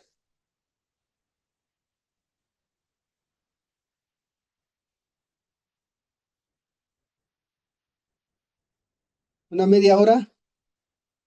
¿O es mucho tiempo?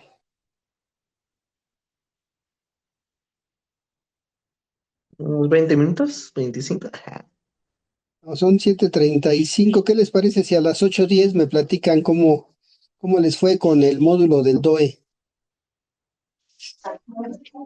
El objetivo de la sesión de hoy es que ustedes manejen el módulo, que empiecen a meterse, empiecen a jugar con él y lo conozcamos, ¿no? Nos vamos a estar todo el mes trabajando con él. Vamos a terminar dominándolo, ¿no? Vamos a ir pagando la curva de aprendizaje de poco en poquito, pero vamos a terminar dominándolo.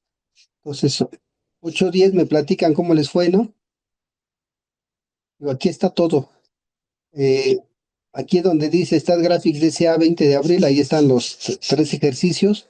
Y aquí está ya el archivo en Excel, por si no los quieren teclear, ya están tecleados, nada más los jalan y los analizan, ¿no? Acuérdense, 3 pasos: crear el diseño, ingresar los datos y luego hacer el análisis del diseño, y ya después de ahí se los llevan a Word y ya me cuentan todo lo que quieran contar ahí en Word, ¿no? Aquí están los ejercicios. Están en el archivo que dice ejemplos de CA Stat Graphics, de las 4 dietas, el de los fertilizantes y el del calcio. ¿Hacemos el de las lechugas? ¿O me lo presumen? Cuéntenme.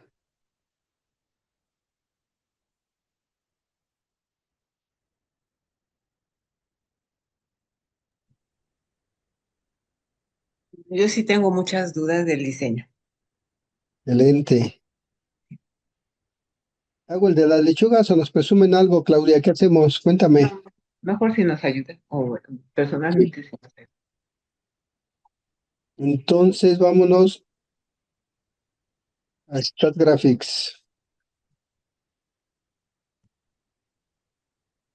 ¿Dónde está mi Stat Graphics? Excel, bla, bla, bla. Acá está. Bueno, lo primero que voy a hacer es limpiar esto: File, Close, Statfolio, salvarlo, ¿no? Bueno, ustedes sí sálvenlo, ¿no? Y guárdenlo, porque luego después cómo van a entregar las actividades. Bueno, lo primero que hicimos o que tenemos que hacer es irnos al DOE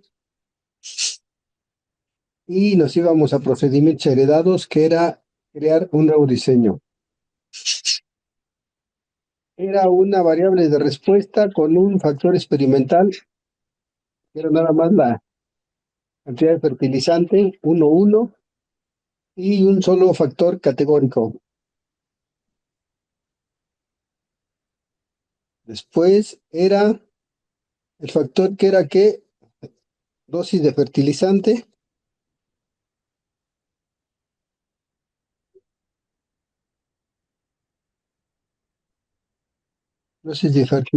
¿cuántos niveles teníamos? 4. Era el 0, 50, 100, 150 y 200. Serían 2, 4, 5 grupos, ¿no? Sí. Entonces serían 5 grupos. ¿Y eran qué? Eran números de lechugas, ¿no? Sí.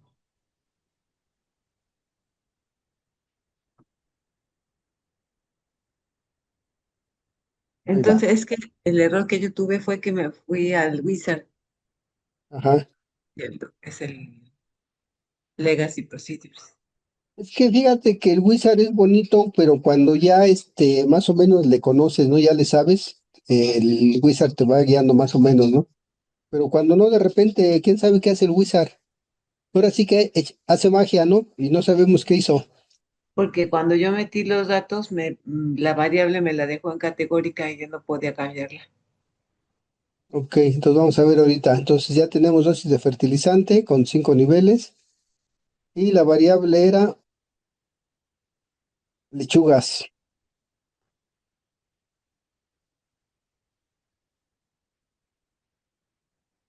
¿Qué eran lechugas? Pues atrás que le puse, ¿no? Aquí era que eran kilogramos de quién sabe qué, ¿no?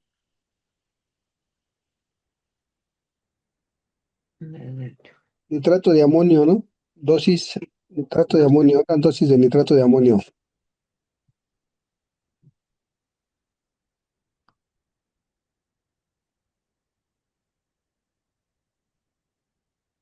No me atrevo a poner la fórmula porque hay muchos químicos aquí, entonces ahí está. Lechugas, número de lechugas.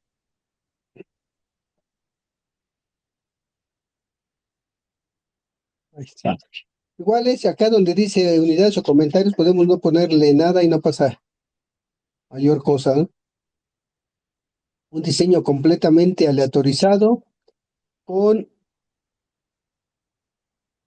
¿cuántas réplicas? 3. Un original y 3 réplicas, ¿no? Excelente. Y ya, en ese momento me dice que ya lo declaró y me voy al libro al databook. Me dice dosis fertilizantes, dosis de nitratos, lechugas, números. Las dosis de fertilizantes, caracteres y las lechugas es numérico, según lo que estamos viendo aquí, ¿no? Entonces me voy a ir a Excel y me robo mis datos.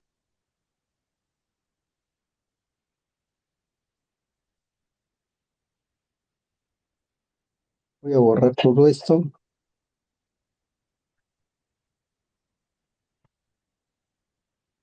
y los voy a pegar. Ahí está ya. Ya quedamos que aunque sean números, para el paquete son caracteres, 0, 50, 100, 150, 200, y va a trabajar con los números que están en lechugas. Ya tengo datos, entonces ahora sí me voy otra vez a DOE y ya aprendió la opción de analizar el diseño. Y la única variable que tengo es lechugas, es la que meto ahí y vámonos. Me voy a ir por la parte paramétrica, aquí en el menú flotante que aparece, ANOVA, tabla de medias, pruebas de rangos múltiples y la varianza para ver la homoscedasticidad. Y gráfico de medias y el box plot.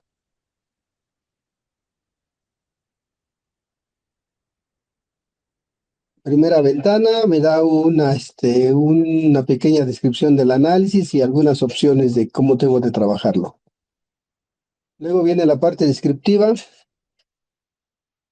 Sesgo y curtosis estandarizada, aparentemente no tengo problemas, ¿no?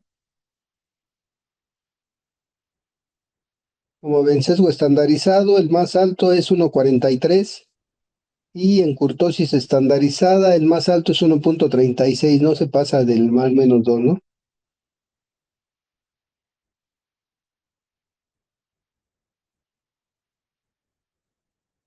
Dice, cuidado con algunas varianzas por ahí que están muy grandes, dice. A ver qué nos pasa, ¿no? Entonces, ok. Y el ANOVA me dice que al menos un par de grupos son diferentes porque el p-value es menor a 0,05. Es 0,0058. Pues al menos un par de medias es diferente. Me voy con la diseño balanceado o desbalanceado.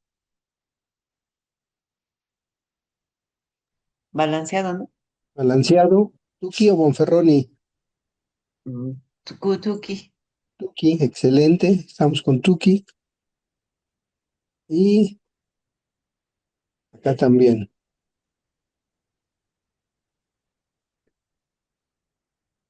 En Tuki me dice que todos los tratamientos son semejantes,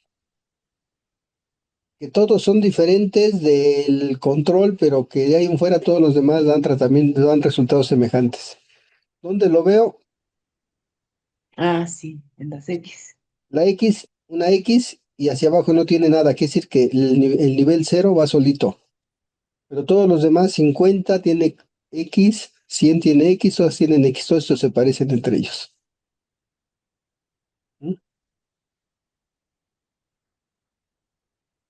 Varianzas homogéneas o varianzas diferentes.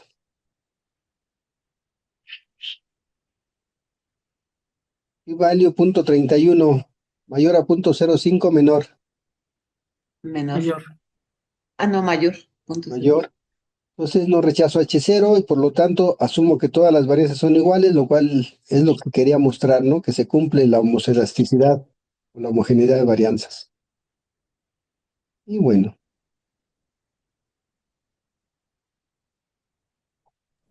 Profe, en ¿cómo GIS, hizo la prueba de Tuki? ¿mandé? ¿Podría repetir cómo sacamos la prueba de Tuki a partir de la nova? Ujú. Tenemos aquí la ANOVA y luego, a ver, cuando yo le dije en tablas y gráficas, ¿sí? Aquí en mi menú flotante yo le dije que me hiciera la prueba de rangos múltiples. Aprendo y entonces me hace la prueba de rangos múltiples. Y esa prueba de rangos múltiples, aquí está. Por default me da la LSD. Por default llega prendida la prueba de LSD de diferencia mínima significativa. Y yo le cambio a la prueba de Tukey, la de diferencia mínima significativa honesta. Puedo utilizar la de Chepe, puedo utilizar la de Bonferroni, la SNK de Studio Newman-Quelz, la de Duncan y la de Games Powell, ¿no? Entonces dijimos Tukey. Y ya. Y aquí analizando vemos los grupos que tengan X, los que tengan X en el mismo nivel son semejantes, los que no son diferentes. Aquí el nivel 0 tiene una X y no tiene a nadie abajo. Nivel 50 tiene una X y tiene abajo el nivel 100, 200 y 150.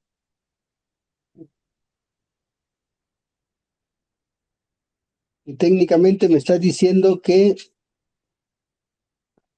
Que la dosis mínima es la que se puede usar. esa interpretación está bonita,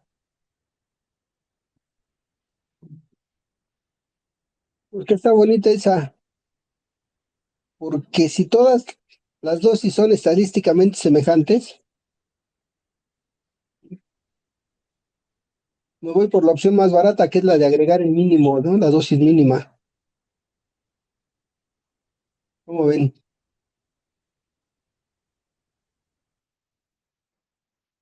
Y ya por ahí la visualizaba Claudia, ¿no? Me costó, o sea, yo creo que lo voy a tener que estar estudiando en la semana porque sí me quedan muchas dudas, pero pues sí, está muy bien. ¿Sí? Y acá, si me voy a las medias, pues yo diría que a lo mejor la de 150 da un poquito los valores más altos en promedio, pero no es estadísticamente diferente, ¿no? De las demás. Y me va a dar un número semejante de lechugas, desde la dosis más baja hasta la de 200, pues pongo la más baja, ¿no? Es una cuarta parte del fertilizante en costos también. Y esa es la otra parte que de repente uno tiene que estar cuidando el contexto numérico y el contexto del experimento que estoy haciendo, ¿no?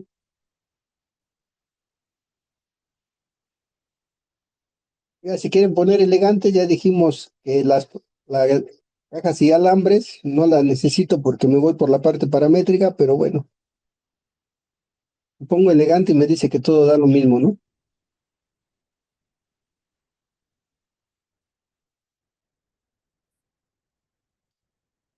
Vean el diamante, este del 0, alcanza a tocar tranquilamente al de 50, al de 100 y al de 200, al que no toques al de 150. Y bueno, pero ya esta es más elegancia. Acá tengo mis intervalos. Aquí el intervalo de confianza que estoy calculando es el intervalo de confianza, no el que estuvimos calculando en el módulo pasado. que era con el error estándar de la media, sino este sería con el ajuste de Tukey. ¿Se acuerdan que calculábamos el valor de tablas de Tukey, el cuadrado medio del error, el tamaño de muestra? Era la Q de Tukey multiplicado por la raíz cuadrada del cuadrado medio del error entre N. Así es como se saca este intervalo de confianza. Y bueno, preguntas, dudas, comentarios. Yo sí tenía una duda. Había dicho de que era un dato con, ¿cómo se dice? Aleatorizado, este Perdón, otra. método, pero, ¿por qué le quitó la casillita? ¿O se le debe de quitar para que sea aleatorio? Otra vez, ¿de qué me estás hablando? ¿En qué ventana estamos? Tú dime. El DOE, cuando lo terminó de hacer, cuando ya, bueno, el último panel, Ujú. salió ¿cómo se llama? La casilla que decía aleatorizado, pero usted la quitó. ¿Cómo sabemos que es aleatorizado cuando no es aleatorizado o nos basamos en el contexto del enunciado? No, ahí te va. Esa es una pregunta muy bonita. Voy a borrar esto. Borrar el experimento. No. En teoría yo tendría que entrar a la herramienta antes de hacer el experimento. Entonces yo voy al DOE. Le digo que voy a crear un nuevo diseño. Que voy a crear un diseño de un solo factor con una variable.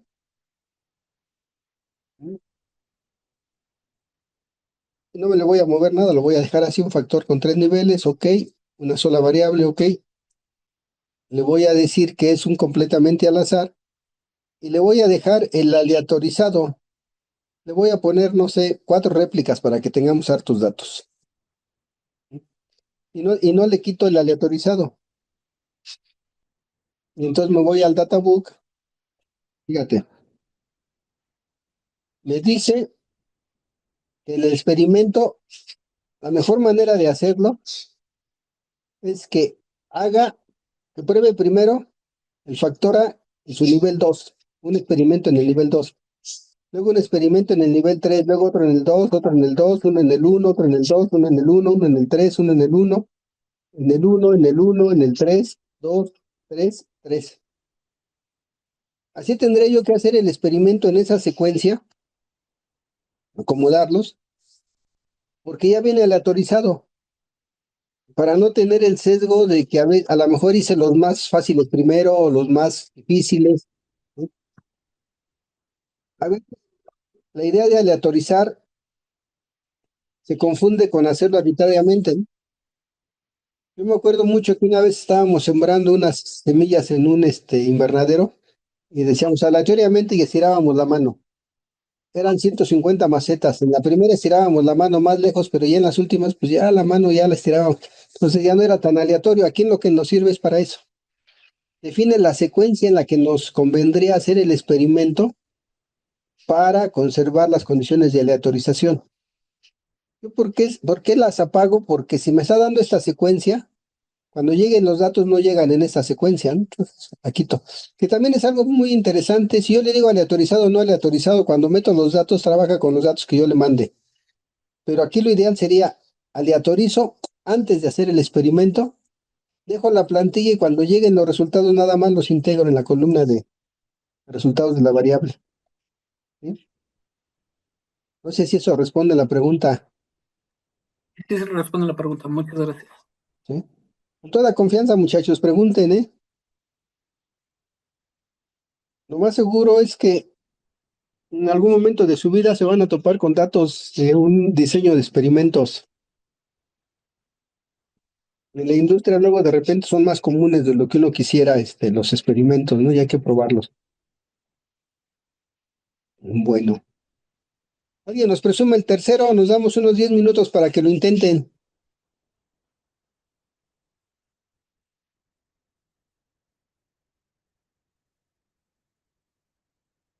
De confianza, muchachos. 10 minutos o es mucho.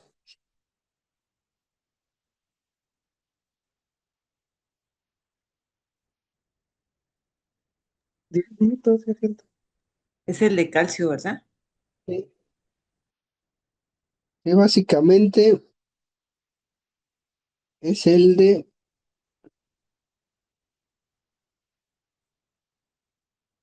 Es un fabricante, supone que existe diferencia en el contenido de calcio en lotes de materia prima que le son suministrados por su proveedor.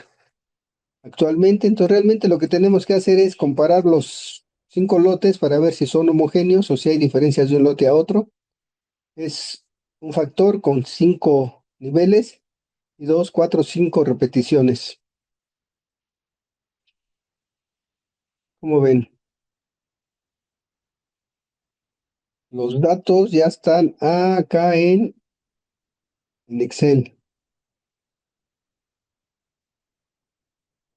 Mm, mm. Los datos ya están acá de calcio, entonces tranquilamente, ¿no?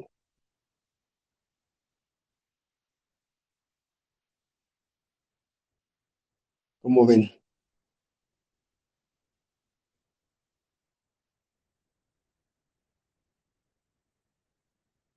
Optimista, si fuéramos más optimistas, diríamos, bueno, pues nada más es copiar y pegar los datos. Sabemos que no es así, que hay que generar el diseño, este tipo de cosas, ¿no?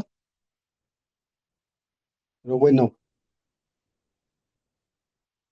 otros 10 minutitos, 8:30, a las 8:40 los comentamos, me lo presumen. Sí, ¿Cómo maestro. ven? Apago mi video, apago mi audio, aquí sigo. ¿Cómo les fue con este tercer ejercicio? Pues parece que ya, sí, ¿se lo puedo compartir? Claro que sí, adelante. Excelente. Bueno, es el número de observaciones, número de niveles, y Ujú. luego ya aquí los lotes, las cuentas, el promedio, la desviación estándar de cada uno. El sesgo y la kurtosis están dentro de rangos decentes, ¿no? Sí, El más lejano es de 1.46, está bien, ¿no? es el más Parece que alto. no habría problemas de la normalidad aparentemente. Sí. Y luego para acá, el valor, el Límite límite las menor, intervalos de confianza para las medias. sí, de 23.4 a 23.5 el primero. Ahí arriba, a Ese, un ladito de la cruz esta que tienes aquí, ándale, ahí sí, maximízalo, sí. Árale, ya se ve más bonito, ok. Doble clic. luego, Sería primero la nova, ¿no? Antes de que otra cosa suceda. Ahí arriba en el tercero, ¿no? A ver, arriba, arriba, ahí. sí, sí. ¿Sí? Al menos un Vale. par de medias son diferentes, p-value menor a 0.05. Ujú. Ok, excelente. Y ahora vamos con ¿verdad? ¿Sí? Se Sí, parecen la 5 y la 4, se parecen la 4 y la 1, y se parecen la 1, la 2 y la 3. sí, Y acá abajo ya nos dan los pares diferentes, la 1 y la 5 son diferentes, la 2 y la 4 son diferentes, 2 y 5 son diferentes, 3 y 4 son diferentes, y 3 y 5 son diferentes. sí. Excelente, Claudia. ¿Qué más hay? Y, no, está bien. Prueba de Levin, sí, exacto, la varianza, checar varianzas. ¿Sí? No tenemos problemas con la homoscedasticidad, entonces tranquilamente podemos trabajar la parte paramétrica. Sí, porque son. Ujú. Y, no está ya, ¿verdad? Y ya. Esta sería para la no paramétrica, la prueba de medianas y la prueba de Kruskal-Wallis son opciones no paramétricas, entonces podemos no prenderlas, no nos. Sí. Entonces nos vamos a las gráficas. Ajá. ¿Estás de Esta acuerdo? te da una idea de cómo están los valores que se trabajaron, que más o menos sería un reflejo de cómo van a estar los grupos, ¿no? 1, 2 y 3 se van a aparecer, 4 y 5 se van a aparecer, nada más habría que ver. Estos son los datos brutos, por decirlo así. Sí. Y luego acá estás aquí. Sí, es como Contenido. una nova donde va definiendo los grupos y más o menos las observaciones, ¿no? Y Sí. cómo se están portando los residuales acá abajo, nada más. Ok. Y aquí viene el de, Ujú. Vamos a ponerle que sea un Tuki en lugar de una LCD. ay, ay, ¿cómo le hago? Sí, clic derecho, así estaba bien, así como el de Sisters, clic derecho, Paint Option, hasta arriba. Ay, Opciones de panel, hasta arriba, hasta arriba, hasta arriba. ah, Ajá. Y ahí le vamos a aprender a Tuki. Ujú. Y ahora utilizamos clic derecho y el OK para ver quiénes se parecen, ¿no? Ahí. ok. Y ahí podríamos ver quiénes se tocan, quiénes no se tocan. O sea, 1, 2 y 3 se tocan entre ellos, 4 y 5 se tocan. Por Y ejemplo, 4 con quién es diferente. 4 con el 3. A ver, vamos a ver si es cierto. Por ahí se alcanza a tocar 4 y 3. 4 y 2, ¿verdad? Ajá, 4 y 2.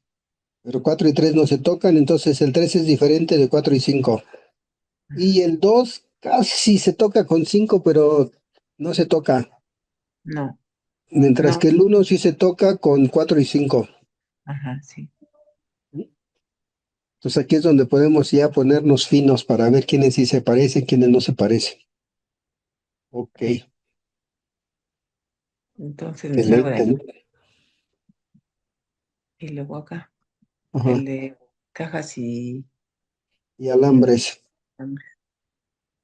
Fíjate que aquí hay información interesante. Todos estos puntos que tienes aquí que se salen son outlier. Quiere decir que, por ejemplo, en el grupo 2, en el lote 2, hay un valor muy grande en comparación al resto de los datos. Luego tienes Ay, alambre hacia abajo, ese se sale, ese es un outlier, habría que tener cuidado con él, nos puede dar guerra. ¿Eh? Y luego, por ejemplo, en el 3 también tienes un dato extremo sí, hacia arriba, pero en el 4 tienes un dato extremo hacia abajo y otro hacia arriba. sí, Entonces esos outliers dan mucha guerra, sobre todo para romper normalidades. Aquí no se alcanza, no alcanzan a tener efecto en nuestros supuestos, pero esos valores dan mucha guerra. Y habría que ver si esos valores fueron por errores de medición o porque el fenómeno está mostrando hallazgos interesantes, ¿no? sí. Entonces está interesante, sería para lo que nos serviría el diagrama de cajas y alambres, porque al ser paramétrico vamos a reportar. Si le das un clic derecho, por favor. Ah, ay, ay, ay. Así está bien, así está bien. No, sí, clic derecho para salirnos y ver, este, oye, escápate de ahí, dale un escape de ahí, ándale, y ahora sí, clic derecho para salirnos de ahí, o doble clic, perdón, Ay, ahí está. Lo que estaríamos reportando sería el ANOVA sí, y el gráfico de medias, porque es paramétrico. Ya si nos dijeran algo, podríamos reportar la prueba de Levin para mostrar que se hizo la comparación de varianzas, ¿no? sí, Entonces, acuérdense, paramétrico es ANOVA y gráfico de medias. No oh. paramétrico sería la prueba de Kruskal-Wallis y el diagrama de cajas y alambres con muesca. Entonces, como dijo maestro, el paramétrico es, Paramétrico, ANOVA y gráfico de medias, este ahí donde tienes la línea roja. ajá, Y no paramétrico sería Kruskal-Wallis y el diagrama de cajas y alambre con muescas. sí, Bueno, de todas maneras, ustedes tienen todo un módulo de no paramétrica, ¿no? Pero ahorita, aprovechando que el software nos da todo junto, ya nada más es cuestión de ver qué dejamos prendido y qué no dejamos prendido. sí. ¿Cómo ven? Preguntas, dudas, comentarios, muchachos, aprovechen. Aprovechen que Claudia ya es nuestra experta, ya pregúntenle a ella, ella fue la que nos platicó ahorita el último ejemplo. ¿O no, Claudia? Con mucho trabajo, pero ahí voy. Excelente, ahí vamos. Bueno, entonces, ahí les encargo mis 3 ejercicios, que sería, digamos, lo que estuvimos trabajando en la sesión de hoy. Pero recuerden que tenemos actividades en el aula. La actividad de la primera sesión es esta que dice actividad 411, que es como con un formato de examen. Así dice, y vienen con preguntas, ¿no? Habría que contestarla. Dice, los siguientes son supuestos del análisis de varianza. Supuestos son normalidad, muestras aleatorias independientes, homogeneidad de varianzas. El que no es supuesto es el de asociación entre los tratamientos. ¿Sí? Dice, excepto. Bueno, yo contestaría este. Y nos da oportunidad de ver si es cierto, ¿no? Dice, hay una retroalimentación. Pregunta 2. ¿Qué prueba se debe aplicar si se quiere comparar el crecimiento promedio de ciertos organismos expuestos a 10 niveles diferentes de temperatura? ¿Sí? Son 10 grupos, una chi cuadrada, una prueba honesta de Tukey, análisis de varianza, prueba de TED Student, y así se van. Entonces, les van a ir platicando un poquito de teoría, entonces ahí se los encargo.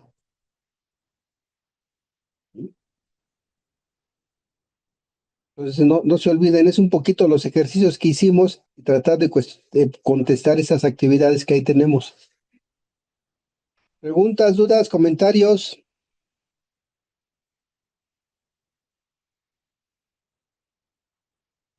Les comentaba yo que la idea es ir manejando la herramienta, software como el Minitab, como el JMP, muchos paquetes se acercaron a esta herramienta. Esta herramienta del DOE surge con el SAS, que era un software de un análisis estadístico grande, de máquinas grandes, lo que le llamaban antes mainframes. Entonces, surge pensando en la industria. Y después, mucho software, cuando el SAS cambia de máquinas grandes, cambias a máquinas PC, empiezan a surgir módulos extras.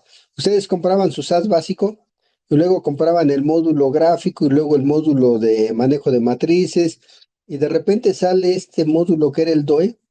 Era muy bonito, pero era de los más costosos porque venía ligado, digamos, a las necesidades que había reflejado la industria. Estoy hablándoles de los finales del siglo pasado, por allá de después del 95. Después de que sale en el SAS Graph, en el módulo gráfico de SAS, como un módulo extra, empieza a aparecer, y uno de los primeros software en el que aparece es StatGraphics. Después empieza a aparecer en Minitab,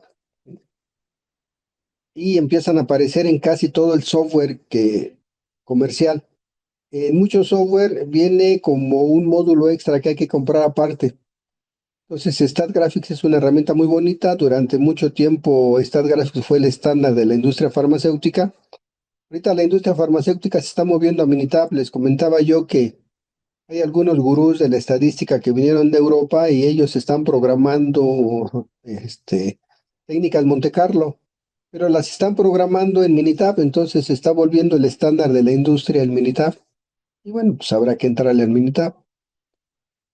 Pero el módulo es muy semejante. Si ustedes saben manejar el módulo en una herramienta, tranquilamente lo pueden manejar en cualquiera otra. ¿Preguntas, dudas, comentarios? ¿No? No. Con confianza, muchachos.